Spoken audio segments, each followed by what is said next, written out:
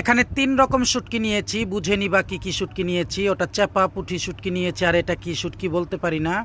আর 2 শুটকি নিলে ভালো হইতো, কিন্তু কার্টনের আলসিতে শোনা। অনেক বৃষ্টি পড়ছে বাইরে, ক্যামেরাটা বারবার মুছছি আর ভিডিও করছি।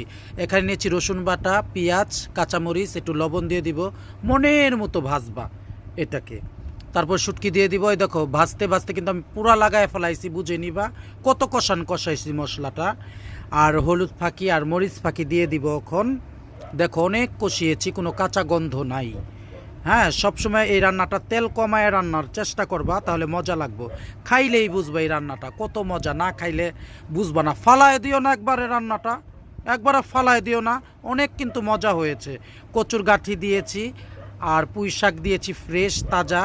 দেখো এই রান্নাটা এমন শুকনা শুকনা করে রান্না করবা, মানে কষাইতে কষাইতে রান্না করবা, এত মজা আর এত গ্রান বন্ধুরা।